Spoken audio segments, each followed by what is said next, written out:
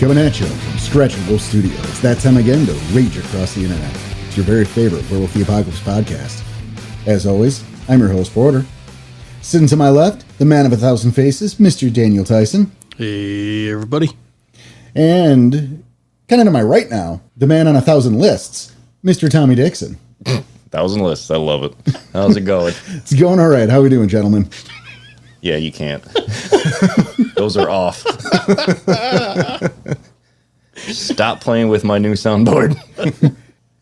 Gentlemen, how are we doing? Oh, just great. I'm here. I'm alive. Playing with new toys. If you guys can't tell. Get a quick shout out again to our buddy Lou.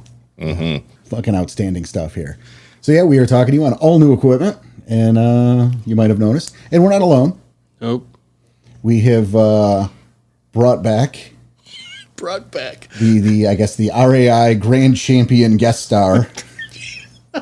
Being dubbed that today. Well, it's number 10. His 10th appearance. This is number 10. And if you don't know who it is by now, go ahead, introduce. C. Grant Rose. Grant, how you doing, brother? I'm doing good. I'm really excited to get that toaster and that steak knife set now. You know, there will be sent in the mail on Monday. You should definitely hold your breath on that. All right. Been working real hard to get these things in my life. You never know how sad cold bread and untoasted toast is. That sounds depressing. Well, you know, with those knives, you could cut that sad old bread, perhaps. Maybe. Depends on if they're serrated. Well, it depends on what cafeteria we steal them from. That too. I was going to say, or if they've been used or not. But ruin the surprise. They were going to be pre-flavored. Flavor. Pre-seasoned, excuse me. Flavors. This one comes with free salad on it. Yummy. Bonus to go with my sad bread. See? Looking out for you. But speaking of eating trash... You can support us. Oh my God, that's better. Holy shit. Yeah, if you would prefer we not eat sad bread with salad leavings on the plastic knife we used to cut it with, you can go and back us through our Ko-Fi. It's ko-fi.com/rage across the internet. Link is on our website, rageacrosstheinternet.com. .com. Oh, I like that one. .com. Yeah, there we go. That's beautiful. Oh, sorry, I had to catch my breath. I was crying. I didn't see that one coming, Tom. Good job. That was a spectacular. That's what she said. You're welcome. All right, let's get back on track, guys. Holy shit. Yeah, but if you head over that link, either on our website or in the show notes. Always in the show notes, yep. Yep, you can either join one of our membership tiers from bronze to moon silver, get the various rewards there, up to and including our NPC of the Month Club, our post-mortem series, our gamer team. I'm doing those in reverse order. That's fine. Movie night of the week of the month. Yep. They're all good and fun. Oh, yeah. Always a good time. Yeah. And if, you don't want to do the monthly thing, you can put a donation of your choosing on there, too. That's something Ko-Fi does. You can just, boom, make that happen. And any of it's appreciated. No, absolutely. And if you can't, there are other ways to help, to support. And the biggest ones are reviews and word of mouth. Like 5 stars. Shares, yes, 5 stars. Helps circulate. That's all we need. Yep. Let people know how much you appreciate the show. Hopefully they can appreciate it just as much. Yeah, it's a great way to get people back into the game. Great. You listen, you guys know. So enough of that. Yeah, it's enough. Back to eating trash. Yes. Trash Mouth is here? Trash Mouth is not here. Oh, okay. But I'm sure he has been familiar with a Ratkin or two in his day. Look at that segue. Right? It was almost as good as the one you did. Almost. And so that's what we're here to talk about. It's part 2 of our actual Fera series. The deeper dive. It's the real one. Yeah. Last one was the overview. Mm-hmm. You're right. I just remembering it, and this time we actually had the right insight to look to check out that old episode to make sure. Yeah, you did. That makes one of us. Yeah. I don't know if Grant did, but I doubt it. Grant, did you brush up on our old coverage? I did not. I was much too busy for that type of thing. Yeah, I hear you there, brother. I know I needed to. Even though I'm the one who had all that information, I needed to listen to it all over again. Okay. Next time, tell me the episode. Thanks for listening to the podcast. Dude, I'm not digging through all those episodes to figure out which one it was. You were already there. So, Grant, how you doing? I'm doing good. I'm excited to talk about the Ratkin. You know? That's excellent. I know we've already got we're all here, which is great so far. So how about we hop into the trash heap? So look at that. Some new stuff, some new equipment, a new editor. So we're on. Just gotta get a new co-host. Oh. So we're here about the were-rats. Yes. The guys that were tasked with defending the wild in its purest form. Well, that's Vague and very generalized? vague. Well, I think that's an interesting place to start. And, Grant, you know the rules. Don't be shy. Just jump in whenever you feel like it. The first thing that really caught me about the Ratkin is that, they're crazy. Yes, they are very crazy. But That's putting it lightly. No, it is. And, that crazy, the sentiment there, it reeks of wild as your frienditis. yeah, they don't trust either worm or weaver. And that's the thing is, wild's not your friend. No, They need to be reminded of it, too. they should be, but they're They're not getting the memo. no. They have gone all in on the wild, and it's just it's just bad idea genes. Well, if they don't like the weaver, they're not going to get the memo because they don't know what that is. I see what you did there. Okay. One thing I liked is they like doing the unsavory tasks that the other Fera don't want to do. Mm-hmm. For a price, obviously. And that we are going to revisit that shit. Okay. They'll be up. Yep. I know. I have an idea of which part you're talking about here. I don't want to say typical, but they blame the Garu in the humans, and by proxy the Garu again For everything. everything. Yep. They got rid of the brown M&M or the tan M&M. That was the fucking Garu's fault, Fucking wolves. right? I missed the was my tan favorite M&M. too. God damn it, blue. What the fuck? For a short amount of time, at one golden, glorious time, we had blue and tan in every bag. And why get rid of? This is an important conversation. This is very important. Yes, and it's very relevant somehow. You figure it out. There's layers. And why get rid of the tan one and leave the brown one, which is just the color of chocolate? Get rid of the brown one. That's the boring color. Keep the tan one. Why is this the conversation? I told you. It was So, speaking Grant. of insanity of the M&Ms and their horrible decision making when it comes to colors and getting them and removing them. Right. What I do like about the Ratkin is the fact that, as of W20, they're no longer trying to mechanize the inherent insanity or randomness of the mentality of the Ratkin. Beforehand, they tried to say this derangement there, over here. Now they're just yeah, it's erratic. Play it however you want to play it. The Ratkin are going to do. They have squirrel moments. Well, and I don't want to say it's squirrel moments because, I think when you bring up a squirrel moment, you can say that, but it's about chaos because again, they are so in tune with the wild. Mm-hmm. That's just so core to their being. The War of Rage happened, and they largely fucked off to the Umbra, and that became a large part of who they are today. And I like that you're talking the W20 stuff because what we did is we went to the breed book, which is what we're going to do for this entire series because it's Consistency. Well, that too, but we don't want to undercut the newer stuff, certainly. Mm-hmm. But you're taking all that info and smashing it into a section of a chapter of a larger book where the breed books, they have their time to shine, full stop. Right. No, that makes sense. And because we did was it a guide to changing breeds for the overview? Yeah, we did Changing Breeds 20 for the overview series. Right. So now we're going to do the breed book. There's going to be some overlap, sure, but... Well, and there's going to be changes as well, but also it's a deeper look into those Fera because, again, you open Changing Breeds 20, maybe you've got 5 pages dedicated to Ratkin, and that's all, or whatever Fera you have, and that's all you get. Unless you're the Nuisha, you can open up a breed book, and there's substantially more page count. Or Nuisha. All right. They got screwed. They totally did, but we had fun with that one, so Oh, yeah. I don't care. I'm not mad about it. Still mad we forgot about the laughing grins, the fallen Nuisha. It's a missed opportunity. I don't know that we forgot, but maybe we forgot. Forgot to mention it, so that's on me. It was a longer episode, so it wasn't like there was probably a lot of stuff we did forget, but you can only put so much information into it and stay on time. Yeah. Stay on time. Well, that's the other thing too is, we don't, you may not know this, guys, but we don't script this show. What? Shocking. We did not plan the Grand M&M debate of 2022. Is that the right time? Throwing that away. You just had to. Yes. That was garbage paper. That's my script. Man. Wow. Point is, sometimes shit falls between the cracks.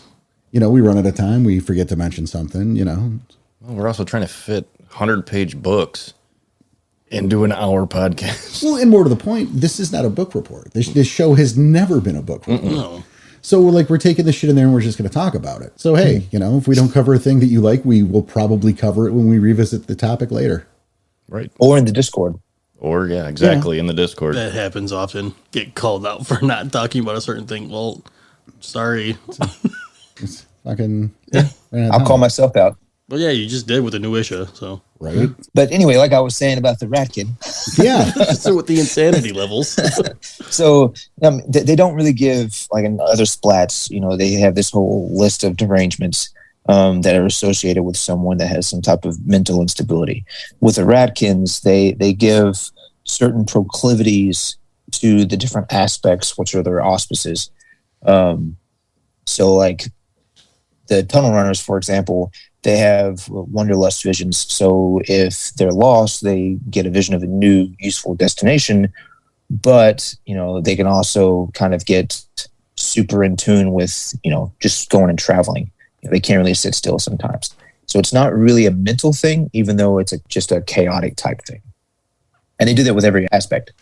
Right. So each of the different aspects, they're going to have some kind of different derangement.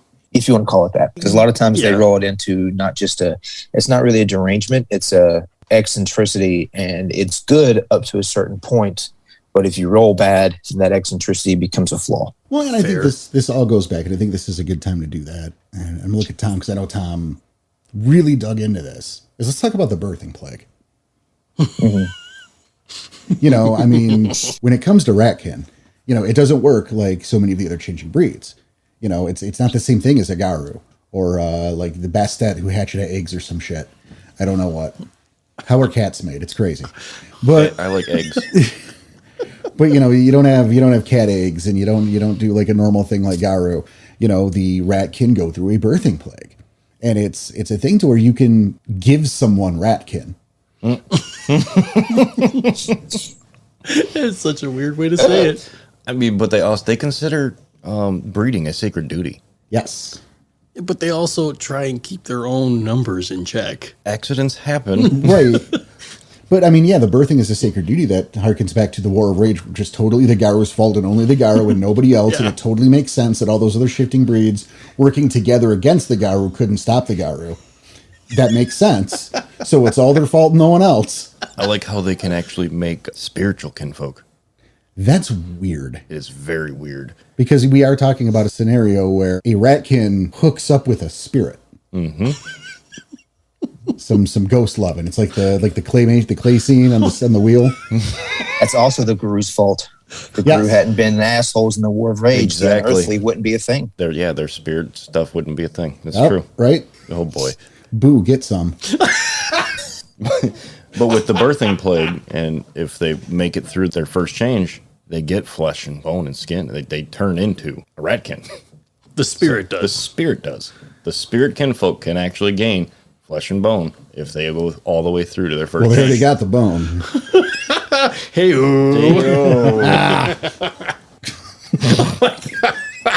No, one thing they put in the book, it's for all shape changers, lycanthropy is like a latent or recessive gene, one that can remain undetected for years or even decades. In fact, the taint of Ratkin blood can endure for generations, lying dormant within its inheritors until misfortune awakens the family's curse. And they double down that it's a curse. I think of all the shit, the changing breeds, they hit home. This is bad news bears. The birthing plague sucks. but it's and it takes a while, and sometimes it sticks with you forever or close to. It's not a good time. It's not a quick process. This is horrifying and terrible. But it's a necessity or a necessary evil because it's what they use. It's how they breed. It's how it's done. Yeah, it's how the sausage is made. Really? That's how? Yeah. Okay. You didn't know? No. No. See, I didn't know this was when a rat bangs a spirit. When a rat spirit and those. When a I'm rat getting and the birds and the bees on the rats right now. Yes. All right. Only at the end you get sausage. Hickory Farms. I can't remember if they specify in the actual breed book, but I know in my games at my table, when it comes to that, the only spirits that the unearthly could actually mate and have a potential ratkin was one of the rat spirits of some kind. Correct. Either mole rat or kangaroo rat or whoever. Correct. They can't just go over there and bang Grandfather Thunder and all of a sudden have a thunder rat. That's not how that would work. Thunder rat? Well, that's some binder and amulet shit right there. That's what I remember. There we go. No, not only. Not to mention how hard it would be to bang Thunder King, Grandfather Thunder. Just saying. He almost said Thunder Fury. Actually, you know what? Come to think of it, we talk about Thunder Rat. Isn't that Pikachu? Sure. World of Darkness crossover confirmed? I don't know. Please don't. I didn't make that connection. You did. Now you got him dying. So not only can the plague be obviously transmitted through just normal wounds, poison, and other common ways can do it. So you get just normal wounds, poison, infections can transfer this birthing plague. But obviously the rites need to be done correctly for it to work. Yeah, because you're still going to have, rats have litters of like 10 at a time. If it's rat on rat. Oh, shit. That's a saying. All right, we're going that far. Got it. Well, They said it in the book. They have forms. It's in the the book. It's in the book. I know. If it's rat kinfolk and more rat kinfolk, it'll be a birthing of multiples. If it's with a human, it's just going to be one. But they can still happen multiple times because it's still a... Depends on how talented he is. Ooh. It's a shorter process than a normal human baby, I guess, if you want to call it that. And honestly, most humans they during this birthing plague are consumed by it. They suffer horrible deaths, but few who possess the thin taint of the were-rat blood inherit the legacies of the ratkin. And if you're doing that 100 times, sure, maybe 9 out of 10 will die. But that just gives you, again, if you did it 100 times, you have 10 new ratkin. Well, there's a numbers game for sure. And I think the thing about that is, again, we talk about how the breeding was sacred to the ratkin and how they have been building their numbers this entire fucking time. Because they know the end is coming and they're trying to make numbers. Right. And they're going to tear this shit down, which I like the sound of. In theory. I just kind of like the sound of it. We've talked a lot about, the scourge of humanity in the world of darkness. And that, sometimes people tend to forget that the humans aren't the good guys. They are part of the problem and a large part of the problem, and that's why you look at a lot of Garu and it's like, well, you talk about how they're there to save humanity and there's no, they're not. They're guys protectors. And there's a disconnect there. We're here to save Gaia. The humans are the problem, kind of destroying, but at the same time, it's the double-edged sword because humans are a part of Gaia kind of thing. Well, right. And it was them getting out of control. And it's funny as you look through the Ratkin book and they talk about how, it was part of the problem that Garu and the Ratkin had with each other is that if the Ratkin, according to their book, if they were doing their job, it's because the Garu weren't doing their job. And I feel like that doesn't connect right with me. No. Because, guys, protectors, fine, you want to protect for the threat of human. Okay, I see it. But, largely that's the Ratkin's job. And why did you let this get out of control? Well, you can argue War of Rage, fine. Yes, I was going to say, but War of Rage, because they blame the Garu. Right, but at the same time, you also get bits in that book where they talk about how, oh, yeah, the day's going to come, man. We're just going to flood the thing and put a few plagues out there, and we're just going to tear this motherfucker down, man. It's all going to go. And it's like, well, then do it. Oh, they're waiting. Why haven't you done it? They tried with the Black Plague. They try it again. Do it harder. There's enough of you. Shit.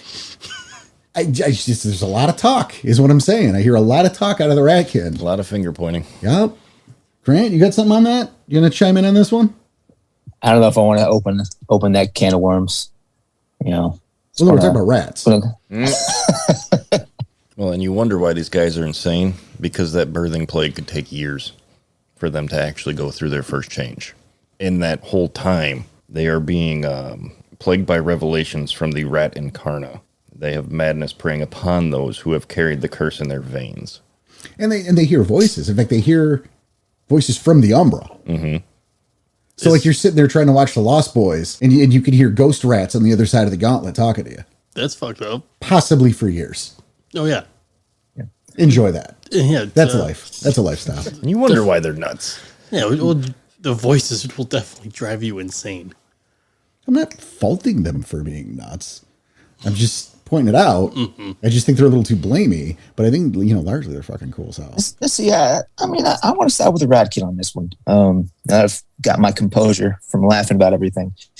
Yeah, I mean, the Gru, as you know, they kind of went through the Fera like a buzzsaw in the War of Rage. And it really did have second and third order impact effects. The Ratkin, if they hadn't been so curtailed and so reduced in numbers, may have been able to continually do their job, because they was doing very well. I mean, the bubonic plague really, really worked. Yeah. And sure, if they had been able to maintain that momentum, they may have been able to control certain aspects of humanity to prevent it from, in the World of Darkness, becoming so oppressing and more of a virus than actual, species on Earth. So, I mean, they have to shoulder some blame on that too. But, I mean, yeah, the rat can do like the point fingers. They're not big on taking responsibility for their actions, that's for sure. And, I mean, that's what I'm saying. I definitely the Black Plague. So, yeah, I mean, you have to understand that the bubonic plague was very successful, but even since the bubonic plague, there has been pandemic after pandemic over the years. Disease doesn't go away regardless of modern medical technology. People still suffer and die from pandemics throughout the world every year for the past, 300 or 400 years. You're absolutely right. And, and to remind everybody, we are talking about the context of the World of Darkness exclusively, so it's okay. Yeah. But that's kind of the way what the Ratkin were, though. They were created to control the population of humans. Right. And they did that through disease and plague. No, of course. But what I'm saying, though, is you look at the modern day, and again, they breed a lot. Mm-hmm. So those numbers are bigger. There are more Ratkin now than there were when the Black Plague hit. Right. We don't have a census, but we can assume, because breeding is a thing. Millions upon millions. And, they're not huge combatants. They're not in the front lines of the war of the Amazon, for crying out loud, all right? They're sticking to their umbral tunnels and the shadows and the dark, and they're living their best life that way. Yeah, all right, they're training turtles. They're figuring the whole thing out. Save the turtles, man. That's right. So radical. So what I'm saying is, when you have modern day, when we have this massive population, what you doing, guys? Yeah. Something on TV instead? They're just waiting. Well, yeah, but like you look at that book and they keep bragging about it. Like, yeah, man, one of these days, we could do it. We could do it. Fucking do it. They have the numbers to do so. I don't get what they're waiting for either. Maybe a little bit of all talk. Well, waiting for the other shoe to drop. That's what they're waiting on. Maybe, but maybe they are that shoe. Maybe get to it. I see it. I see why, yeah. And I think, actually, that's a good stepping point, is maybe that's something that you run in a story, is uncovering some sort of Ratkin plot that's going to do some serious fucking damage to the human population. If you have like some glasswalker, a pack of glasswalkers or some other Garu who have a particular fondness for humanity, hey, we want to stop this plot. Yeah. Think of the children, and now this becomes a thing. Mm-hmm. Is this better for Gaia? Or is this better for what the world we're used to living in? Do we stop it? Do we let it happen? I think, there's a lot of meat you could play with there. Oh, that's a cool idea. But this still all goes back to the War of Rage. Yes. Because when the War of Rage happened and Garu are exclusively at fault here, they wiped out all the bards, which was one of the aspects of the Ratkin. Mm-hmm. And before that happened, there was like a one last rite kind of thing where they set a curse upon the Garu. So as I'm reading this whole thing, I'm just laughing because I'm calling complete bullshit on it. Let's hear it, because it was just them placing an epic curse, and they vowed that their Ratkin descendants would return from the furthest realms of creation to avenge the deaths of all of their slaughtered. Hence the spirit kinfolk. Right. But again, look at the numbers now. Millions upon millions, which is already way more than it was back then. And nothing has happened yet. But I think this is going to be the one of these days I'm going to install that patio for you, honey, type situations. Where you know goddamn well it's never going to happen, but if you keep saying it, no one's going to bug you about it. That's true. Listen, I'm going to fix the deck. All right, get off my ass. Right? No problem, honey. It's going to be beautiful. Everything you want. You're going to love it. You said that 8 years ago. Yeah. Well, you didn't sound like that 10 years. I still mean it. I still mean it's going to happen. It's just I don't know when All yet. of a sudden, I'm more okay with patty mayonnaise than whatever the hell that was, Porter. I don't know. Who's that?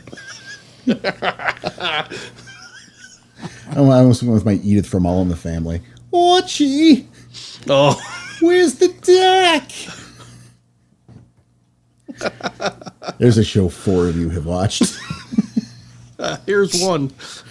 So I think the real loss of the bards actually did have a huge impact on the Ratkin because they were more of a mellowing effect to the rest of the breed. I mean, they could uplift everybody and improve everyone's mood once a day. They had an ability they called the right tail, where they were able to basically get all their rat buddies together, share moldy cheese, and sing Kumbaya and make everyone feel good. Well, and then they were also like the mediators, is they would send those out to interact with the other changing breeds, which is kind Absolutely of how they got themselves fucked off in the first place. Right. Yeah. That's how I was waiting for you to say it. I had it ready, but you started saying mediators. I'm like, oh, here it goes. And the same thing, they also had the thing that they really, really lost when they lost the bards was this spiritual sensitivity where the bards could actually tell if an area is corrupted by the worm or the weaver. It wasn't just sense worm or sense weaver. It was like a both. So they could actually see, this area is fucked up somehow. We need to fix it. Once that was gone, they lost that capability. That actually reminds me, we go back to the finger pointing aspect of things. There's a lot of that. Yeah, there is. So it's kind of hard to not keep going back to it. But like you bring up Weaver and the Weaver's influence is, they also believe that the Weaver went mad because of the Garu.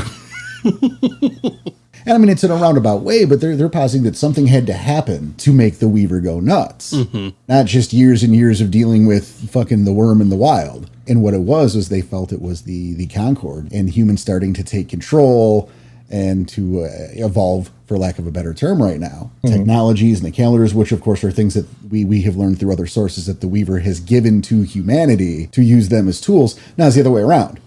Is the Weaver was cool until they developed a calendar. And then the Weaver lost his shit. So it was the Garu's fault. It's the Garu's fault. As in there. That makes no sense. No, it doesn't. But again, Ratkin is crazy. Yeah. We also have to take into account that there could be a real reason for them to continually point their fingers at the Garu. They do have blood memory, which we haven't really spoken about.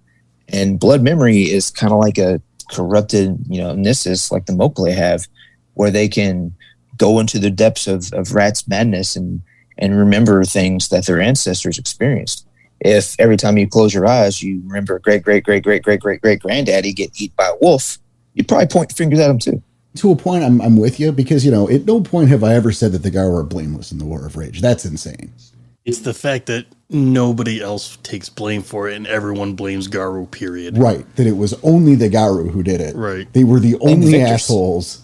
Right. They're the victors. Exactly. They're being punished for winning. Like, I mean, if how that works. Let's be honest. I mean, take a second on this. And I know it's not the episode for it, but fuck it. This is how we do our show. Speculation. Right. Let's look at just the Hengi Yokai. Okay. Mm-hmm. Sure. So that's Kitsune, that's Korax, that's Ratkin, Weresharks, Makole, and one tribe of Bastet. Okay. Okay. That's 6. That's not everybody. Right. Mm-hmm. So you mean to tell me if in like War of Rage time, like all numbers being equal and shit, if those 6 alone went up against the entirety of what the Garu Nation was, they couldn't win that? Oh, I forgot the Naga. That's 7. But I mean, that's without the Gural.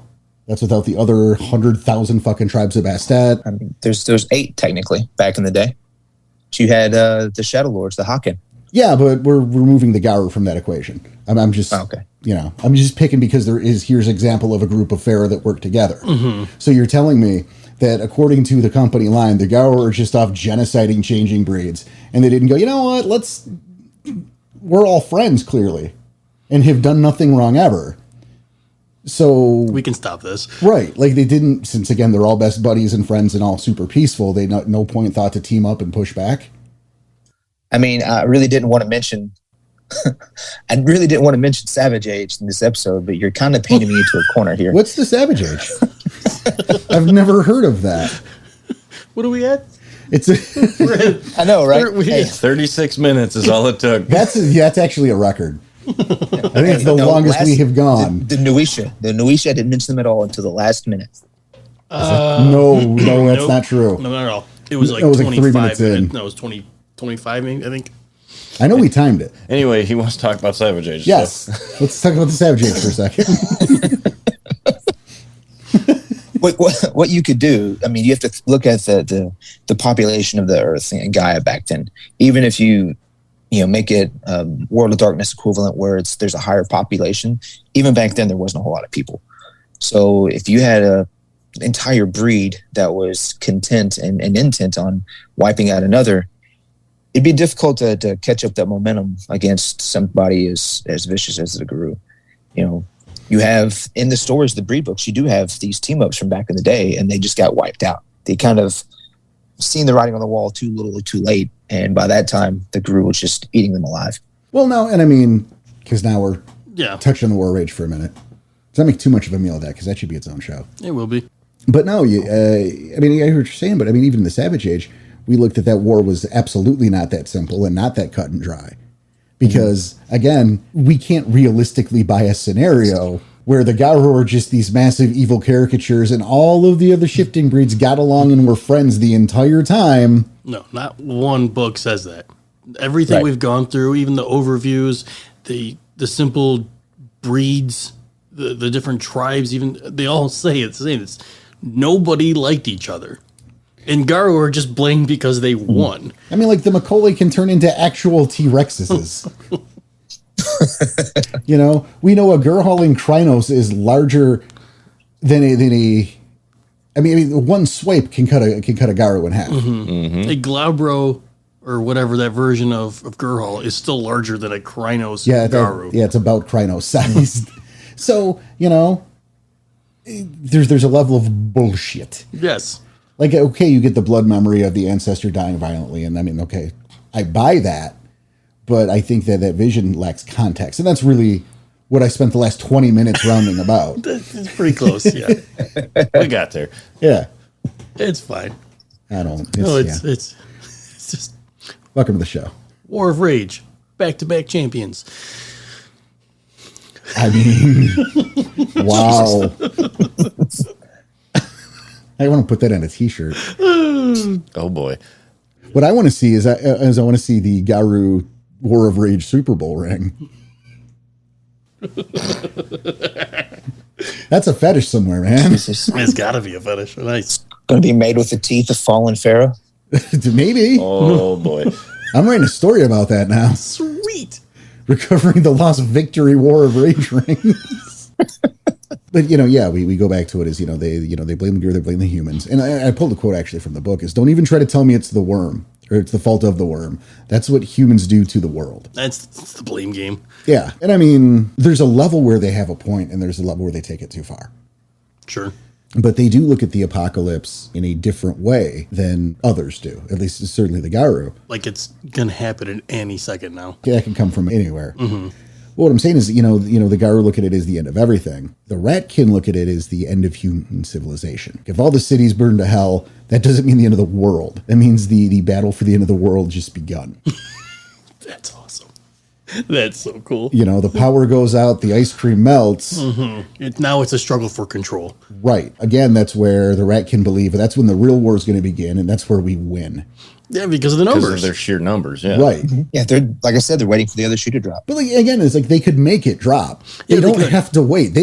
They're kind of the ones in control of this at this point. They're holding the fucking starter pistol. They're not. They're looking at the long game. If they're the ones that actually instigate it, and they're the ones that actually bring about the apocalypse, then however many numbers they're going to need to win the apocalypse is going to be lost in initiating it. They're content to let the wolves, fuck up and trip one too many times. And then whenever that happens, then they're going to be like, oh, yeah, boom, bitch. Me and my thousands of brothers are going to take over now. Anarchy. See, I think that's a stupid plan. Hear me out. I see what he's saying, though. No, I get it. I just think that's a stupid plan because here's the thing. You are a Ratkin. Say your name is Sliver. Sure. All you got to do is like you alone carrying whatever level of whatever type of plague you're going to do. Whatever your fucking bad news bears can, you go into a hospital and you bite a couple people. Yeah, because those and then you infect. leave. Yeah. Meanwhile, 100,000 of your brothers and sisters are doing the same thing at other hospitals, at other places right now. We win before anyone even knows what's going on. Like, who are you losing? What, like Jinx, who's dumb enough to walk into the decon and have himself a meal? Yeah, because once you let go of that plague, the plague will Take care of itself. take care of itself. It's not like you need to. It's not Sliver needs to run back and do extra doses. I half expect you to bring out Pikachu. He's not a lightning rat. I thought the discount Ninja Turtle reference was good enough. Oh boy. So I'm looking at some of these differences between the editions. And, in the breed book, it's talking about how virile the birthing plague in it of itself is. But I think they took a step back in W20. I think that while the Ratkin can spread disease really easy from their bites and their claws and stuff, it's not the actual birthing plague they're spreading. So they would just cause random pandemics, which I think they're probably doing that if you bring in the lore up into the 21st century. I could see the Ratkin going through, different hospitals and things and accidentally scratching a lady here, scratching a lady there, and then just starting random diseases. Yeah, I don't disagree. I think the ultimate point I'm making here is that it's too small scale for the amount of shit that they talk. Mm-hmm. Well, they are crazy. They are crazy. And they're the little guys. We got short man syndrome to the max. Napoleon syndrome. Just saying. As a short guy myself, they're in my heart. I got you, Ratty. So we mentioned about it. We walked around it a bit, but yeah, there are several aspects. Yeah, I think is the term. Yeah, aspects. It's their version of auspices. Yep, and they Yes. must be obeyed. And so I think it's about time we talk about those because we've been all over the place. Let's give some information. What do you say? What do you say we do a show here? Because we script a thing. Right? Yeah, no, I just got. I mean, I don't know how much you got, Tom. I got all 8, Well, except for the hidden one. but again, they were wiped out. Right. So that was the bards. So that's you there's can one. You can start with the bards, The bards. the ones that were wiped out in the War Rage. Go Yeah. ahead, Dan. Snowbards. That's Snowbards. it. So They before- were wiped before out. we- Go ahead, Nope. Grant. What do you got? Before we get into aspects real quick, something that I wanted to notate that about their forms. In the breed book, they go into how the Ratkin can have a 4th form based on if they're umbral bound or if they're a homid or a rodents, rat-born Ratkin. You have the Itchy cartoon for the ones that are born in the Umbra. You have the Ratman, which is like the Glabro for the homids. And then you have this huge dog-sized rat thing that's basically their Hispo form that only Metis and the rodents Ratkin can actually use. I really thought that was interesting in the breed book. I don't know why they didn't bring that forward into W20. Yeah, I agree with you. I don't understand why they wouldn't, because I thought it was a cool setback. Because again, you look at the Glabro equivalent here, and it was only the Metis or the rodents can have it. Mm-hmm. The Glabro equivalents would be the Homid, and then the Hispo equivalent would be the rodents or the Metis.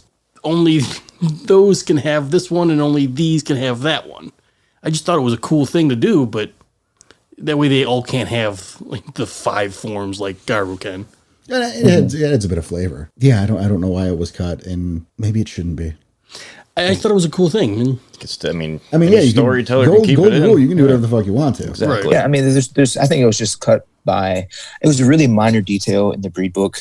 They kind of just glossed over it, like, "Hey, this is a small number of these Ratkin can actually learn this 4th form," and they didn't really do much with it. They didn't really say why that 4th form wasn't already part of the breed, or if it's possible for them to learn one versus the other, or anything like that. So I just think it was overlooked in W20, honestly. It could have been. It also could have been in casualty of page count. Because, again, we live in a world where you're taking this entire book with 167 some odd pages and condensing it into, I don't know, like 10. Damn. Yeah, that makes sense. But then from forms, then you go back to the aspects, and we said the bards, which were the ones that were wiped out. Knife skulkers. Yeah, those guys take shit, I promise. They're the mercenaries. Yeah, like contract killers. Yep, the packs of Ratkin for hire, assassins and thieves. They will make and break contracts with anyone. The distinctions and taboos of supernatural societies mean nothing to them. Justice is all-encompassing. It's something I like about those guys is it's, they talk about, you say make or break contracts, and... He's going to pay me better. Exactly. The contract's over. Yep. Right? I'm not getting what I feel like I deserve. Fuck off. Yep. And, we'll go back to it. We got the other aspects. Shadow seers, kind of like the shamans. Yeah, the Therush. The Therush equivalents. They guard the forbidden secrets lying dormant in their blood. They value wisdom over vengeance, and through meditation, they can understand anything cloaked in shadows. Too much introspection, however, leads to insanity. Wow. Right. They know something about that. Then you got the tunnel runners, which are like the scouts, the spies. The Mavericks, yeah. Ragabash equivalent. Pretty much, yeah. Consumed by wanderlust, though, which Grant had touched on earlier. And they learn of secret paths through the worlds of flesh and spirit. Then you have like the warriors, which they also like, AKA blade slaves. Obviously doesn't need to be said, but it's obvious that it's the equivalent to the Haran. Yeah, masters of guerrilla warfare, pack tactics, and swarm strategies. They prove Rat's rightful position as the totem of war. Which is nice, because That was badass. when you hear about Rat as a totem of war, you often blink and go, what? Yeah, I don't believe you. But you have to think, well, more soldiers die on the battlefield from disease, and disease born from rats in history than any other cause. That's true. Yeah, but I don't think, and I mean, I could see where you would, but I think most people don't immediately go with disease and war in the same sentence. Of course, there is. Yeah. We're not saying, but you think of war, you're thinking more direct shit. So when you hear rat is a war totem, I think at first blush, people go, that's fucking weird. There's a slow game to war, though. Not just the instant direct hit. Well, certainly, but I'm not saying it shouldn't be a war totem. I'm talking about its first blush. Thanks for listening to the podcast. No, I like it though, because it was, like I said, they mentioned the guerrilla warfare. They do things from like the distance. Like they can get stuff done without getting right up in their face and having to fight. I was half expecting you to make a Yaren reference because they're gorillas. Yeah. I was half expecting it. Yeah, well, Golden opportunity missed. Yep. maybe if you would have said it, you would have done it, but I wasn't going to. I totally would have. Speaking of urine, that's the episode I didn't mention the Savage Age. Boom. Come back to me. That's bullshit. There's no way I didn't mention Savage last minute I Age. mentioned something. That's true. That was the last minute. That was the longest. No, running. Nuisha was the one where it was like 2 or 3 minutes in. Because remember, I looked to my wrist as if there were a watch there and tapped it, looking directly at you, Dan. Yeah. I'm like, see? All right. So moving on to my favorite aspects of the Ratkin, the freak aspects. So now, Grant, give a little insight here why they call them freaks. So all of these aspects are kind of a new twist on the stereotype that we have in culture of rats, and like how they can either be like plague rats or they can be like lab rats or those types of things. So each one of these freak aspects roughly correlate to something like that. So you have the engineers, which they're the lab rats. They're the ones that you would expect to find locked in a cage somewhere in a lab being experimented on. And because of that, they've kind of developed a taste for the Weaver and Weaver technology. And they like playing with it. That's exactly what I was going to say. They got a taste for that Weaver. A tasty Weaver. Juicy Weaver meat. Juicy Weaver meat. Yeah. They're like Batty from Fern Gully, except in rat form. Ooh. Oh, nice. That is a good one. I like that. That is a reference, ladies and gentlemen. That is a good one. That didn't come from me. Look at that. Well done, Grant. Thank All you, right, thank what's the next one then? you. Here, all podcast. Go to Plague Wars or Plague Lords. Jeez. Plague Lords. Plague Lords. They command the forces of disease, fighting the temptations of the worm as they practice their dark arts. From one side of the spectrum to the other, Yep. I guess. Yeah, they're the ones working at CDC. So, though they thought that these guys were destroyed in the Dark Ages, their plagues have returned to the world in guises more sinister than ever witnessed before. Big facts. Crazy. Yeah, so like they got a little taste for the weaver meat. These guys got a little taste for worm, just a little bit though. Worm. Delicious and nutritious. Oh my God. So here's my problem with this next one, because I am not German, and I know Charybdis is going to give shit for whoever says this incorrectly or at all. Munchmausen. Yeah, the Munchmausen. Just Okay, much mouse. fine. You guys said it.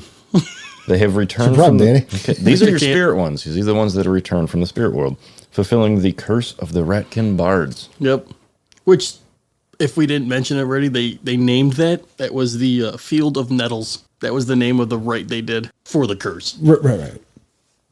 And last would be the Twitchers. Yeah, I wanted to make sure that was last. Ratkin who reflect the rage of a dying world. As servitors of the rat god, they unleash anarchy and destruction, preparing humanity for the final days of the apocalypse. Succumbing to rage is effortless for these guys, and they delight in ranting false prophecies of the world's doom. I like the idea of that asshole on the street corner. Mm-hmm. You know, the end is nigh, man. And he's tweaking. Being a ratkin. Oh, yeah. Yeah, that's him all day long.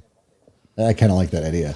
Like later in the evening, because we're in the world of darkness here, right? It's like the sun's gone down, and he's been out there on the street corner in his milk crate all night. Yeah. Like sinners the repent. Bonar thing. Yeah. And then, like the street toughs, and that's how I choose, the street toughs, come to harass him and kick his ass because he's like some crazy homeless man, and then he just fucking Ratkin Krynos up and eats them. I just kind of like that idea. I like that visual. it's You're cool, like, but fuck you, like- old man. He's just like, hey, you gotta take this, motherfucker. But even the Ratkin Krynos isn't that big. He could still do it. Don't get me wrong. Rats can chew through anything. Mm-hmm. You make it a bigger rat. Definitely chew through a human. Ratkin can take a street tough. Ain't no good, Nick. Busted on my grandpa's leg today. What up? This is a good episode. Is it? I've cried a couple.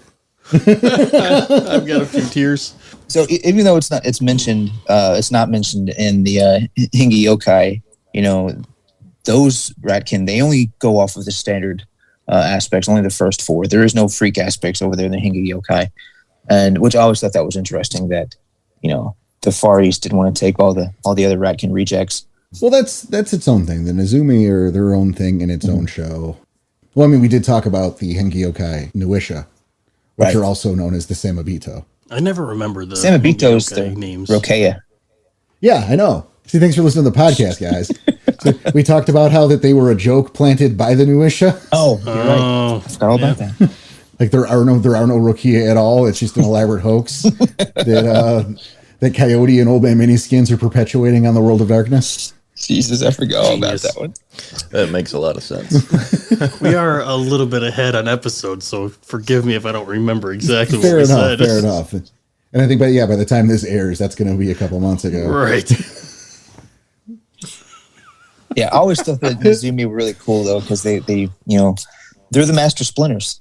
They have this thing that the oldest one that's alive in the nest, he becomes Master Splinter. They're the ninja rats. So got lots of love for them. No, they definitely are. They're cool as hell. We're doing Hengyokai as its own separate thing.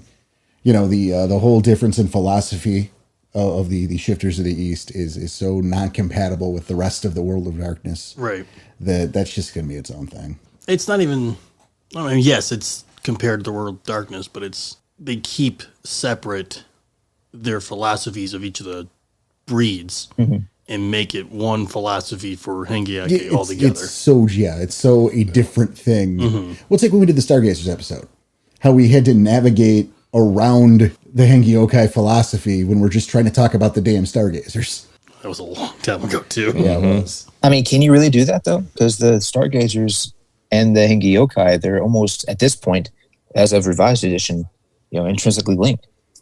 Well, that was the problem. Yeah, that's exactly why it was a problem. We stepped back to a little bit prior to revised, that's why. Or the W20 timeline, which that shit didn't happen. Right. Fucking timelines in canon is all over the place. Nothing matches. And these Hangyoka episodes will be many. Yeah, probably. I don't know. So anyway, back to the Ratkin. Yeah, that's in a later day. So, we wrapped up the freak aspects and the normal aspects. Something that we haven't really mentioned beyond blood memory is some of the version differences as well, like rapture. In the breed book, you have this trait called rapture, where basically the Ratkin would, fall into the thrall of the wild. We've used it, in Savage Age for like the Nagalu, and it's the same thing where, the wild just so saturates these Ratkin that they have all these different things that can happen, delusions, hallucinations, prophecies, abject terror, whatever. Once again, W20 just doesn't seem to mention it. If someone knows the place that they mention it, please let me know in Discord, because I just had a blonde moment and missed everything on it. I mean, again, it goes back to how much space and time and page count they have. And I hate to keep coming back to that, but what else do you have? It's such an interesting quality of them. It is. It's interesting shit. And maybe this is making excuses. I don't know what. But I think it's a page count issue. Because if you're taking all of the breeds who each had their own individual damn book. You got to compress it. Putting that in a press to come into one book, a lot of shit falls upon the wayside. Which is something that I had an issue with revised 3rd edition, whatever. That we didn't get those individual breed books. Again, in 20. People think that we hate the Fera. We don't hate the Fera. We dislike certain aspects strongly. Yes. We'll go with that. But it's just like some people don't like certain tribes. Some people don't like certain auspices. Exactly. It's no different. Right. We don't hate the Fera. But most of the Fera are pretty fucking cool. And that's the thing is, that's why I wanted revised breed books. That's why when we got to 20, and you've heard me bitch time and time again, we didn't get 20 tribe books, we didn't get 20 breed. You don't hear me bitch about the breed books too much, but it's the same thing. Yeah. It's that larger look that we're missing out on because you took everything and threw it into one fucking book. And half of that book is Bastet, by the way. Because there's 100 tribes of Bastet. There's so many. So many. So it's a little frustrating because, things like that fall through the cracks. Maybe it was an editorial decision. In terms of the direction of the game. But I have to blame it on page count. I don't blame you. And I don't see another reason why. Just make an encyclopedia next time. Just make that thing like 500 pages. Just give us the individual breed books. I'll buy them. Right. Dude, I will buy a Rokia 20. Liar. I would have bought it. I would have bought a breed book for Rokia 5. Or I might probably have Rokia 5. Whatever. Oh my God. I know what you mean. I just need new editions. Fair. Give me more information. Breed books, double the size of the tribe book, triple the price. I'll still pay it. That's true. It's a hell of a statement, man. It's a factual one. I know. I can see the sincerity in your face. Heads up, people who pretend they don't listen to the show. Let's get some well-written tribe books. Charge us through the nose. I will pay it. And I will get here on this show and tell other people to buy that shit. Because it's new information. I'm on Project Hiatus. I can't take on anymore. You are on double secret new project probation, and you know it. Double secret. That's not secret anymore. That's why it's probation. Prohibited to take on new projects. What do you got? 15 in the works right now, Grant? There's quite a few. Most of them are almost done, but I think I'll have a whole bunch of stuff coming out in April. It's almost going to be like a wave of books. So. What's funny is it's already past April. Yeah, by the time they hear this. Oh, yeah. Well, by the time so if you want to show for something. So by the time this airs, Lepix will be out, as we mentioned in the Mock Reboots episode. Enoch by Night may or may not be out for V20 and V20 Dark Ages. I have to wait on art, but Tribook Ajav for Savage Age is at various levels. And then a whole bunch of Wraith stuff that us weirdos are only interested in. Well, excellent. So you heard it there. Us weirdos. Just take the link through our website, drive through to the Storyteller's Vault, and buy everything with Grant's name on it. That works, dude. I'm okay with that. Yep. Yeah. I don't see why not. And Grant, you'll give us half. That's not going to happen. You know why? You already get the affiliate link. I was going to say half of nothing is still nothing. Yeah, we'll get that sweet store credit. So how about another... Yeah, well, we talk about the Ratkin. Yeah, how about another part of the Ratkin there? Hey, we need these little intermissions. They're fun. It's a dirty job, man. I don't know. So what I do like about the culture of the Ratkin is that they've actually developed this nice little society, and then they use a lot of puns for whatever reason to kind of allocate who is who. Like the oldest and the biggest of a colony is called the Rat King, and there's just so many memories and puns and just different popular culture references that come to mind whenever I think of just that term, Rat King. Well, and first of all, don't Google Rat King. You'll get a Ninja Turtle. It's terrifying. You'll get a Ninja Turtle. No, you won't get the Ninja Turtle stuff first. Probably. He's terrifying. Oh, I'm kind of curious now. Well, go ahead and do it, Danny. But I'm warning everyone Okay. that you're going to come up with something and you didn't know it was a thing, probably. Oh, And boy. you're going to be like, All Jesus right. Christ. It's going to mess with you. You're talking about Yeah. the science definition of what a Rat King is. Oh, Go ahead, Grant. So Bum people out. it's basically where a whole bunch of rats, they're doing whatever and their tails get knotted up together. Yeah, it's pretty. what the hell? It happens. It's pretty sad because they end up killing each other and dying off. What That's the real the thing. fuck? Yeah, it's called a Rat King. It's come from a German term that I can't pronounce properly, but Der Ratkin. yeah, it's like Ratkin Konig. Sorry, Charybdis. I know I fucked that up. But in English, it's Rat King, and I think in French, it's like Roi des Rats or Roi des Rats or something like that. Yeah, it's So pretty. it's just a pretty bunch sad. of rats Tied together. Yeah, their tails get, Basically, yeah. It's a ball of rats tied together by the tail. It's human centipede, Sort of. Only less only less gross. clean and surgical. So it's just like a wad of rats. That's unfortunate. So they're all trying to go their own separate ways because they're tied by the tails. They didn't become a hive mind. Oh my god! And then when rats feel trapped, they try to chew their way out. So Yeah. So they just eat each other. I told you not to Google it. Yeah, I did tell you not to. well, we didn't. That's true. Thanks, Grant. Now I don't have to. you're welcome. Yeah, don't look it up. It's pretty. Now Yeah, nobody don't look has it up. to. Yeah, You got the it's already synopsis. fucked up in my head here. Yeah, Okay. it's a fucking, it's terrifying. Yes, But, nature's horrible. right, it is. The wild's a dick.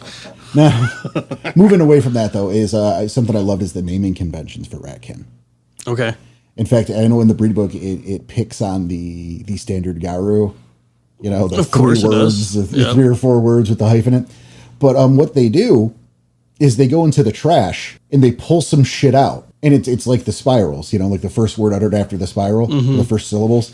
It's like what their name is based on what words were on the piece of trash they pulled out. Diaper. Right. I can just see pizza happens a lot. Yeah. But, it's like, my name's Johnny. I'm going to reach in the trash. Oh, I'm Johnny Hot Dog now. I'm Johnny Hot Dogs. That's my name.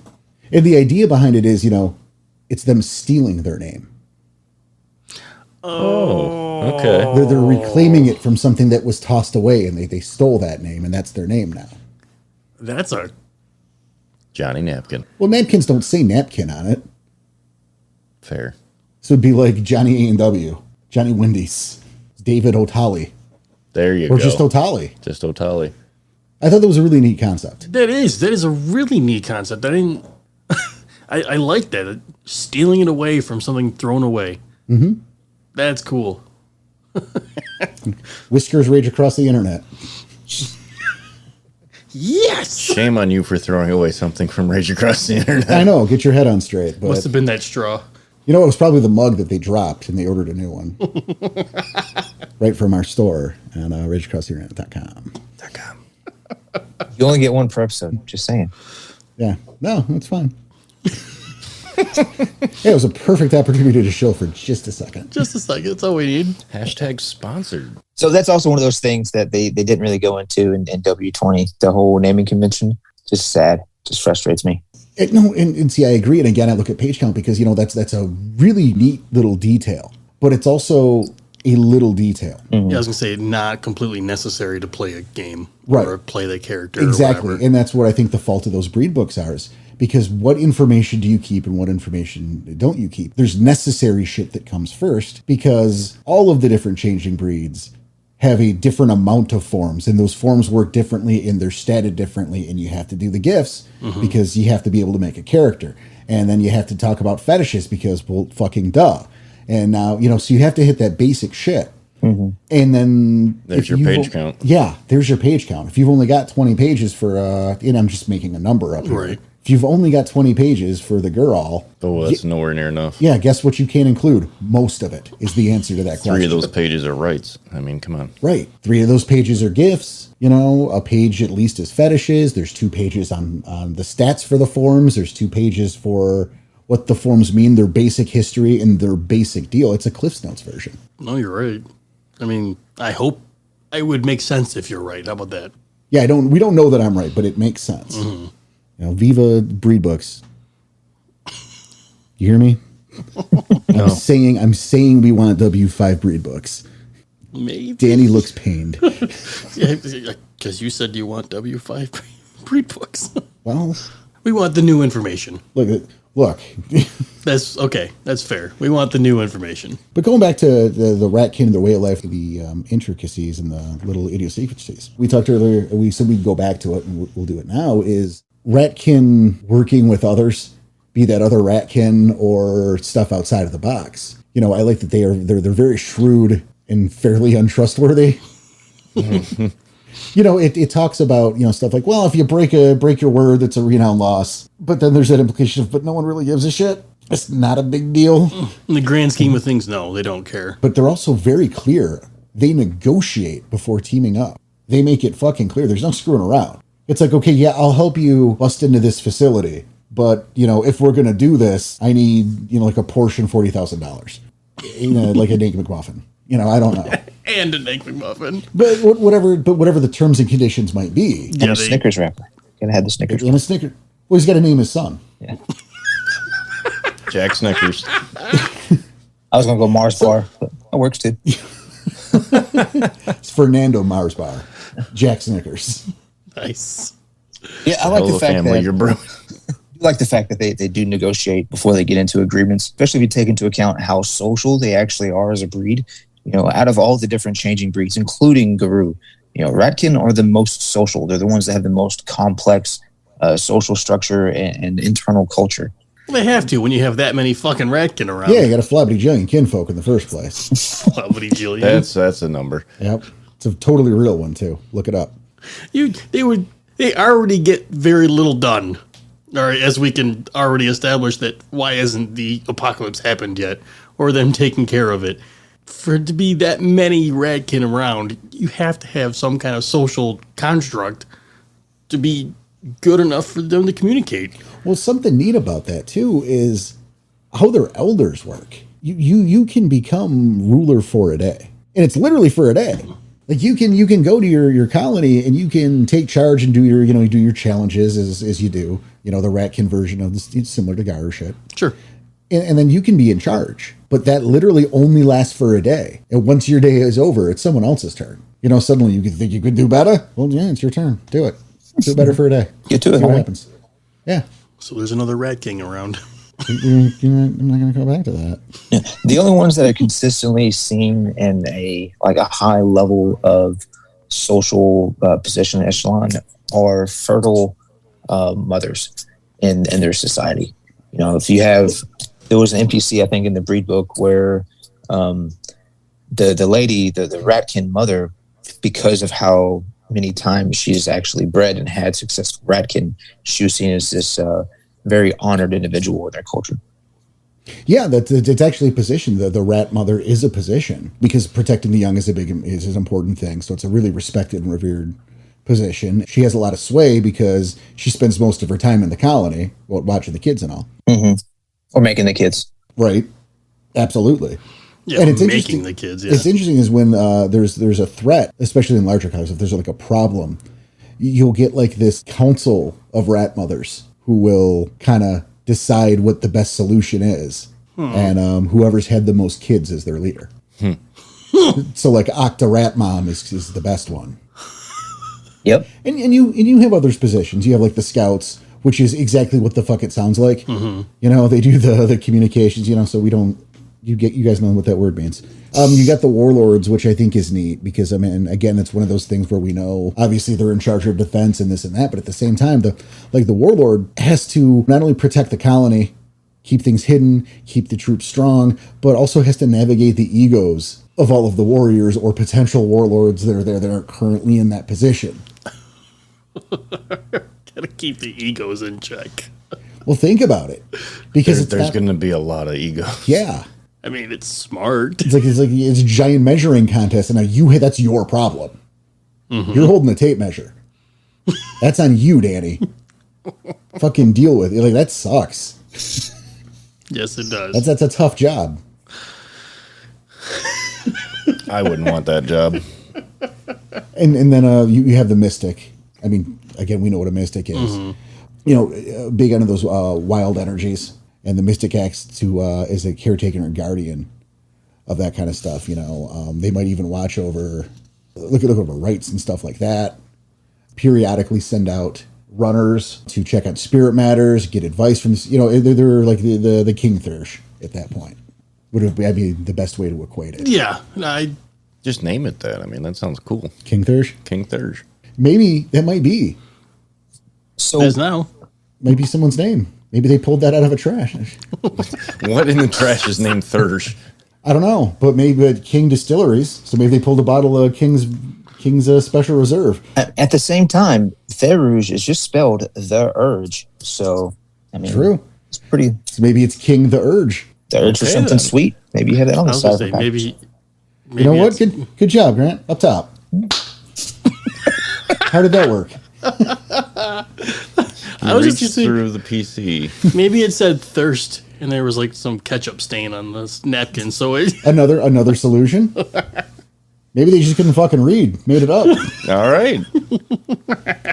You know, they just weren't fucking a rune. So I mean, speaking of Therouges and some unique qualities of the Ratkin that they did mention in W20, but was not in the breed book, is there's a little merit for the Ratkin, and it's only 2 points. It's only a 2-point merit. So I advise any Shadow Seer players to grab this merit. But the Ratkin is able to actually squeeze through the gauntlet in the presence of anyone, regardless of who's in the room, including full of human witnesses. Because, you know, normally this steps out of ways like Guru. With this little merit, they can just wiggle on their way through. That's got to be the creepiest looking thing I was of all gonna time. say that's weird as shit.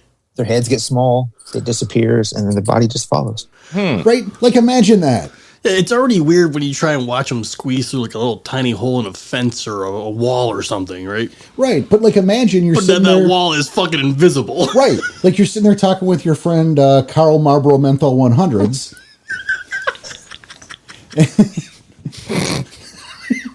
And his head just fucks off through a hole in space and time you can't see.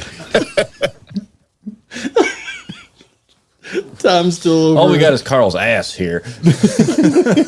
He's still trying to squeeze through all the way. That's what she said. You know what I love, though, is the prehensile tails. The what? Prehensile tails. There's an image, and it always stuck with me. It's in Player's Guide 2. I'm like positive of this shit. Where it's got the Ratkin in its Krynos form, and he's got a dagger in his tail. Okay. And I fucking love that idea.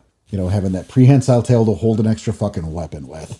Ninja rats, Oh, Right? whole different level to ambidextrous. You know, you have that. Hanging from a fucking tree branch by the thing, you know, ready to fucking strike. It's just the little things. just reminded me of when you were talking to Nuisha and Robert De Niro's boxing the kangaroo. Yeah, you know what? Exactly. Yeah. Exactly.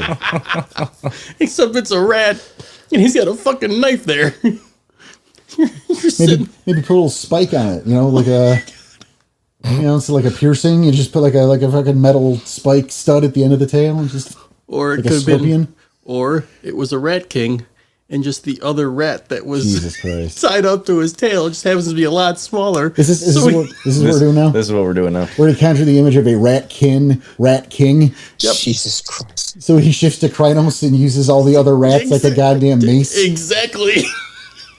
You're welcome. That's exactly what I was thinking of, using the other rats as a fucking club. Now I regret informing you about this.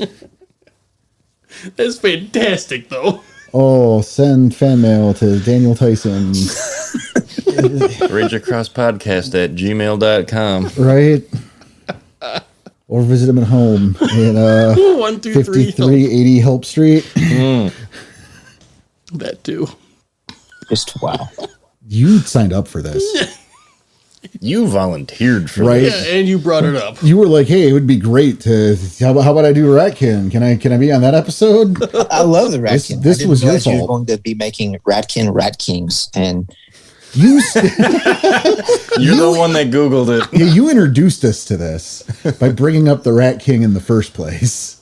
He's got a point. Send complaints to cgrantrose at grantcmail.com. good luck with that one. It's a real email address, I promise. At grantsemail.com or grantcmail.com. Both. Both. He's got both of them. I knew it. Monopoly. He's concerned about identity theft. Too many Chris's. Everyone is. That's what happens. So one Gotta thing, have multiple emails. one thing that we haven't really mentioned when it comes to the Ratkin that I feel like had so much story potential is that all Ratkin have maze sense. So regardless of where they're at underneath the earth, they kind of know where the hell they are at, right? So with the story potential as to why the Guru are always wrong, you know, if they hadn't assassinated so many of the Ratkin, maybe the White Howlers wouldn't have been able to have their buddies, you know, Fuzzy the Rat from down the street, go down into the labyrinth with them and help them get back out before they went in too deep. I mean, that's a good point. It's a really good point. Huh. But I mean, that's where it brings me back to that alternate scenarios episode we did. Mm-hmm. You know, where it's like, I mean, that's a really good point, a really good thing that you could use as an alternate world because the ramifications for that become huge. And even you can use that into a modern that. game. You know, you can befriend a couple Ratkin. You know, Shadow Lords would be the perfect tribe that would do this because they're mutually going to try to take advantage of each other. So, you know, they can come to terms pretty quickly about who is who. You know, as far as I'm concerned, the Shadow Lords are the Ratkin of the Guru. And yeah, I said it. It's okay. Porter took a little offense to that one. Politically, anyway. Better watch your back, Grant. See, there's that knife skulking again. He's going to wait till my back is turned, just like a rat. You know, we're just going to cut you out of this episode, replace you with all your lines with Microsoft Sam. You say whatever I want you to from now on. I am C. Grant Rose. The Shadow Lords are my favorite. Rage Across the Internet is my favorite. Porter is the best. But anyway, they could come to terms pretty. I think they'll come to the negotiating table at an equitable level versus a tribe like a Child of Gaia or a Glasswalker who may be at a disadvantage against a Ratkin for either A, with the Glasswalker and their affinity towards rat, and they're going to give the Ratkin a little bit more preference and deference, or the Child of Gaia and just their stereotypical lack of animosity and ruthlessness in negotiating. But yeah, anyway, so they can make that agreement with the local Ratkin, and they can actually start ferreting out some of these, or ratting out on these little black spiral hives underneath the city. And he yells at us. Right? No, I mean, it's a good point you bring up. I mean, I would probably go with bone gnawers before Glasswalkers. Yes. Obviously, because they share, rat has the Yeah, totem. yeah, my bad. But, That's what I meant to say. No, I know. I was just kind of... Don't worry, I did that an episode ago. Yeah, I was trying to make it all right and just loop it back around and hope no one would notice. But you want to put a hat on it. That's cool. Talking shit about my Shadow Lords. What? No, I think that's a pretty great angle, and I think the idea behind the negotiations. Now, I probably wouldn't do if I was going to do the Children of Gaia for that. I would make that part of the plot is to where negotiations aren't working too well because the Ratkin are metaphorically eating them the fuck alive on the negotiations. Metaphorically. Yeah. They're just, the Ratkin are too shrewd and want too much and are just going to run over the children of Gaia because they tend to be so fucking affable. Mm-hmm. So you need someone more shrewd and some I don't take no shit off you. Like, say, a Glasswalker or a Bone Nor or your player characters to come in and fix this shit. Yep. I can see that. Well, I also I was talking to Tom earlier today, in between sound checks, about this idea of having your first encounter with capital R rat. Of course, and you add the Ratkin into that. You know, this idea of, you're here in the darkness and you just see all these little glowing eyes pop up out of the darkness. Right? Hundreds of them. Yeah, just hundreds of these fucking glowing marbles just in the black staring at you. That's fucked up. And then these two fucking basketball-sized ones show up. Just that scene alone. Oh, it's creepy. Yeah. I need my mommy. Just as an intro to now you're going to start dealing with it. I can see that. Or the idea, you work with that one Ratkin who, again, is pretty clear on his terms, but is absolutely planning on fucking you over at the most inopportune time of the story. And he's probably even alluded to it a few times. Maybe, maybe not. And I mean, maybe that's how you interact with that character. But I think, the Ratkin are one of those changing breeds that work best, or that best work with Garu. In terms of putting a story together, featuring them, changing breed. Yeah, featuring. Absolutely. Yes. Concur. Go ahead, Grant. Oh, cool. Yeah, I mean, my table has been that way consistently over the years. If I need something to really add another layer when it comes to Fera, my go-to is going to be the Ratkin. They already have such a strong presence in the Umbra because of all of the unearthly that they have there, and then they are also so active and prevalent in the cities that anytime the Guru want to go into the city and do anything with Pentex or any of those city-bound corporations or worm agents, they're going to have to deal with a Ratkin. That's kind of like their playground. I mean, I actually use them as well as a bridge between vampires and other kindred in werewolf games, and vice versa. If I have a pack of Nosferatu or a coterie of Nosferatu vampires that want to do something with the changing breeds, they kind of reach out to the Ratkin like, "Hey, what's up?" So it goes both ways. I really like them as kind of like this linchpin of a storied nexus between all these different aspects of werewolf and other splats as well. Yeah, I can see where you're coming from there. I mean, I kind of like the idea of a Nosferatu, like lurking in his sewer lair, and like he's really hungry. So he goes and reaches. He's like, "Blah! I need to drink some rats." He goes and he picks one up and it shifts to Krynos and just stabs him in the neck 30 times. What the fuck was that? So if he bites him, does he get the curse? No, so if he bites him, it's one level of unsoakable lethal damage because of how poisonous the blood is. I was gonna say, well, first off, who bites who? Right. Because everyone's biting in this scenario. 2 bites. Yeah, would the vampire bite the Ratkin, or would the Ratkin be biting the vampire? I mean, if the kindred's smart, he won't be biting the Ratkin because their blood is poison. Well, right, but he doesn't know. In this scenario, he doesn't know because what the fuck is a Ratkin? True. He's just hungry and he sees it's Meals on Wheels. And he picks it up. He's fast food. And then he gets stabbed in the neck 30 times. By the rat tail. Possibly by the tail. By the dagger. The little Ratkin on the end of his tail. Just take it all the way. There you go. I wasn't going to say it the second time. Just commit. Just keep going. Oh, what a travesty. Yeah, a little bit. This is going to air too. That's some shit. But yeah, I agree that the Ratkin are a great conduit for that kind of thing. I think it's not unfair to say that in the world of darkness, you're probably 20 feet from a Ratkin. Oh, again, the sheer numbers. Any given fucking time. You just don't know it, and they ain't going to let you know it. You're not going to make a thing about it, but there's so many. They're everywhere. They're hidden. You're not going to know. And there's a very real threat in that, too. Yes. Imagine this scenario where maybe your pack doesn't live in Sept, has some off-Sept housing, maybe an apartment or something, and you wake up, there are 50 rats on and around your bed in your bedroom going, "Hey, that job you did last week, you fucked a thing up for us, and you got to make it right. Oh. You got a problem, you want to get strong? This is us here now, and we ain't mad yet." The intimidation, just by the numbers. Right. This is just the litter we had last week. Yeah. And then maybe if you get to know that NPC, right? Mm-hmm. And we're gonna put quotes around the word befriend, but maybe he becomes a contact or an ally or a recurring character, and you come to find out, no, like half of those weren't Ratkin. I was the only Ratkin there. They were just rats. Yeah. He was just doing it to intimidate. Yeah, it worked. Well, I made you my bitch. No shit, it worked. But I mean, even that can be a fun twist on it too. Yeah, or he lets you befriend him. What I always thought was,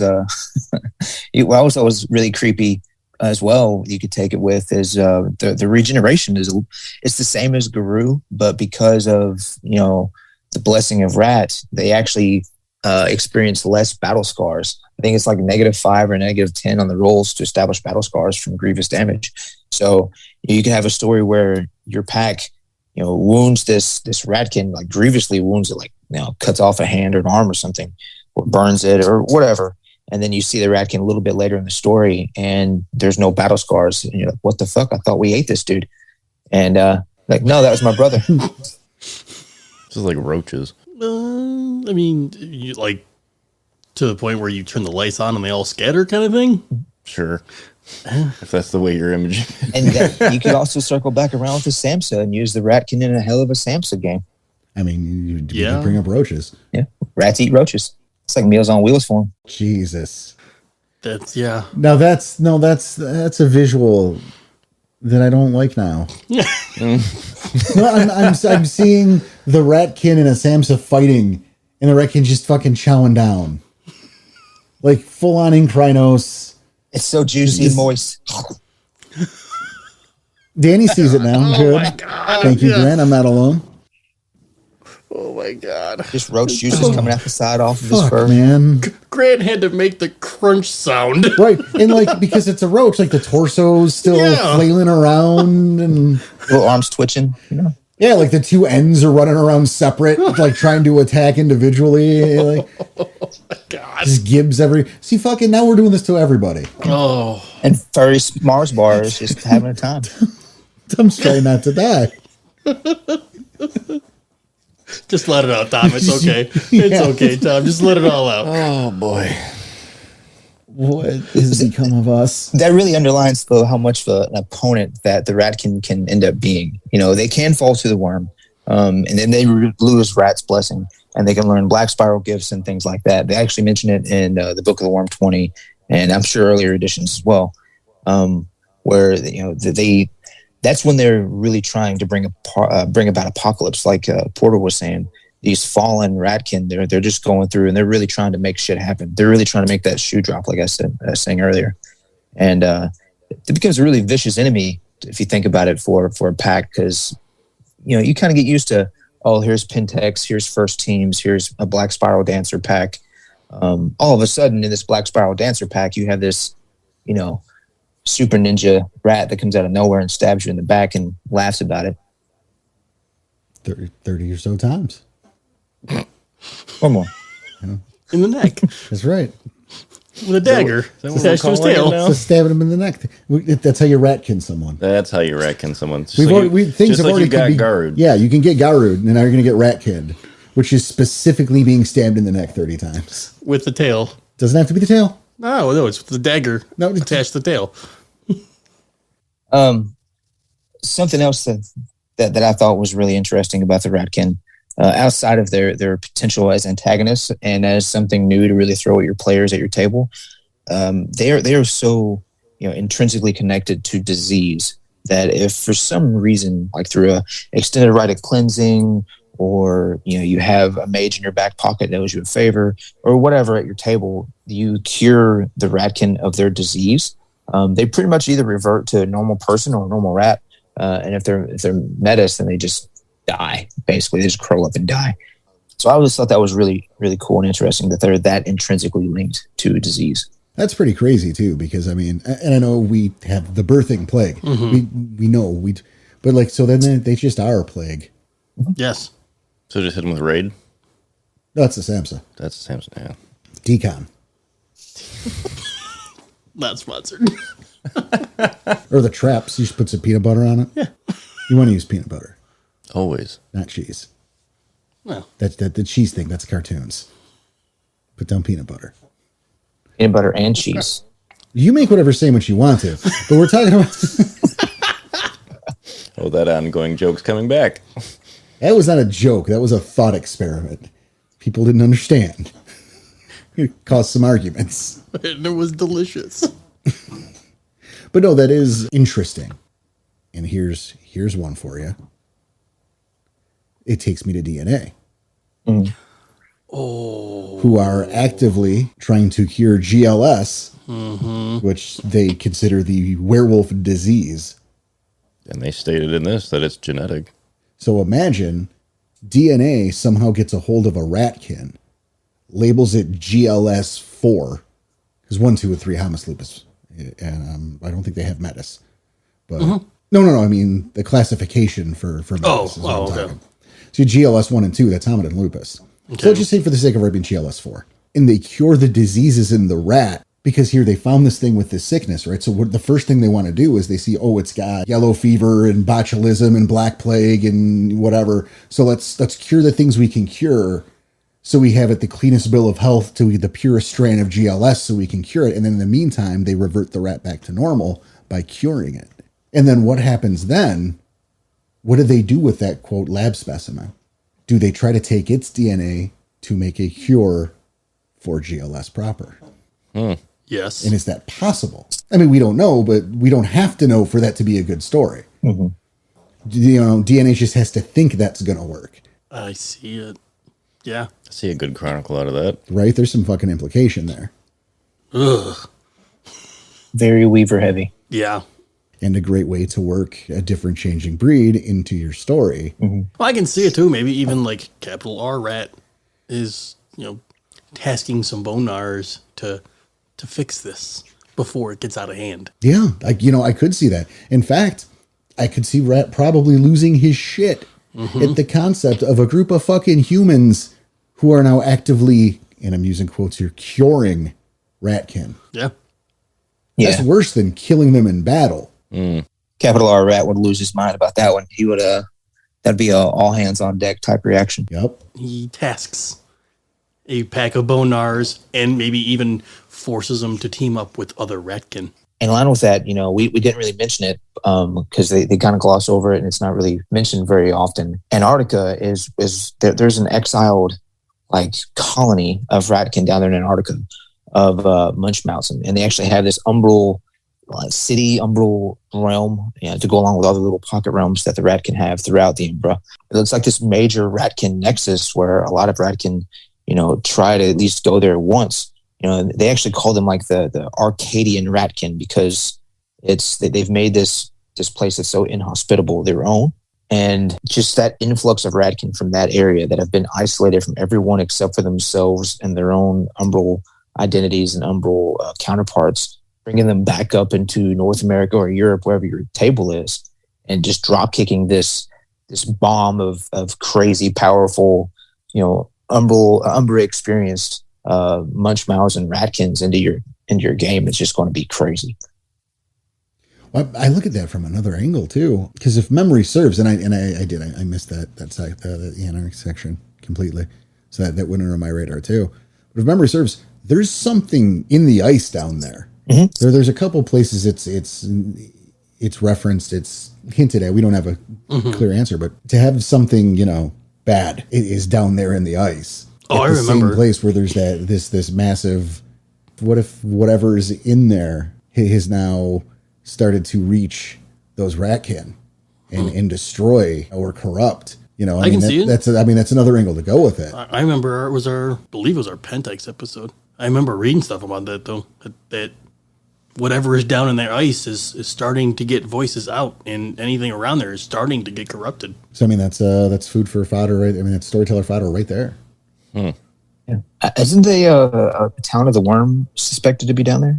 I don't think so. Top of my head, I think they're all accounted for, but one of them's really dumb. And 3 of them are with the Black Furies for no good reason. Well, I don't mean to give shit, but one of them, it's the Antichrist series, which is again literally the plot of Prince of Darkness. Yeah, it was a reference gone too far, gentlemen. Jesus, it's true. No, I know. I agree with you. It's funny. So maybe you could make that thing instead. I don't know. Switch it out. Yeah, but Storyteller discretion. But there's like 2 of them in Black Fury carrions right now. So one in the Sept of the Bygone Vision and one somewhere else. And I think the one in the Sept of the Bygone Vision was actually eventually stolen, but I don't buy that because you don't walk into Black Fury Central and just take something out of their vault and leave. Yeah, that's not happening. Yeah, I don't see that. I'm sorry. Yeah, I think they murder the shit out of you first. So little known thing that a lot of the newer fans they're not going to know about when it comes to this because it wasn't really published. But you had a World of Darkness, like a Time of Judgment ticker, where they'd have like headlines from the World of Darkness that they would broadcast on their website right before White Wolf actually sold off to CCCP and all that. I wonder if there's this place online where you could see all those. Thanks Maybe for listening to the podcast. Maybe. Do you have the ticker? Do you have the Time of Judgment ticker? That's amazing. Yeah, man. Thanks for listening to the podcast. Thanks for going to our forums. Yeah, Grant. those files are on the forums, dude.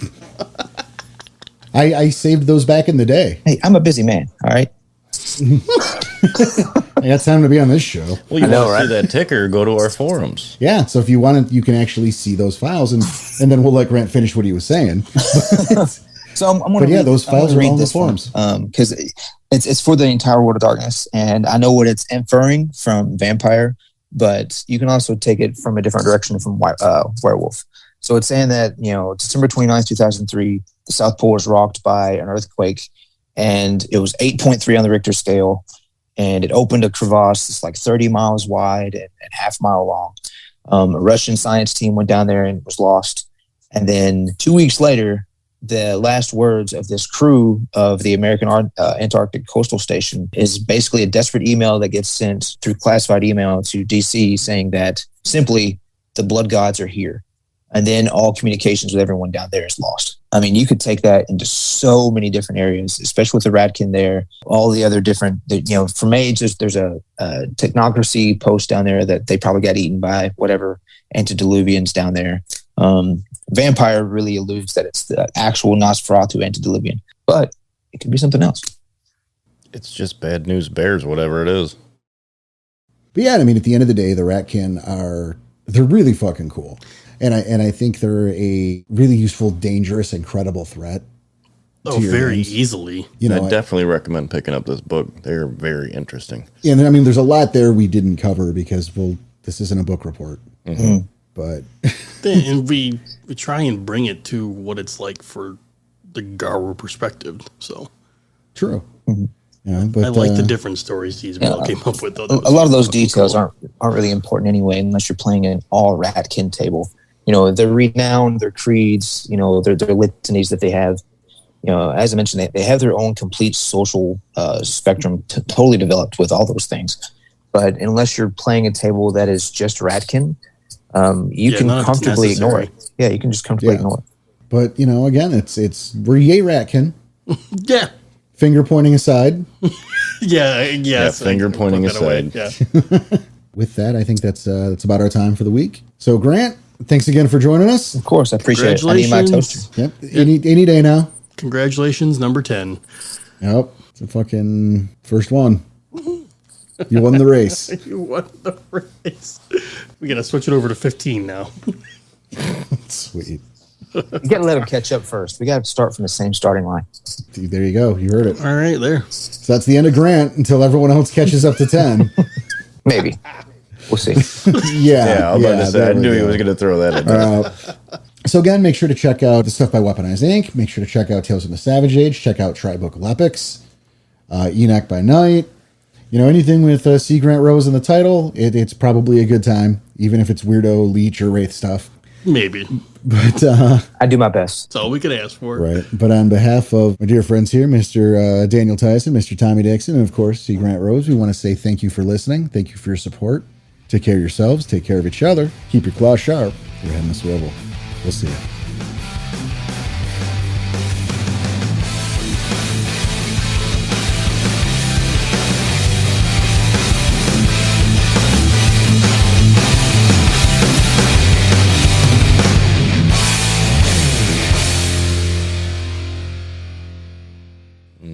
Worm.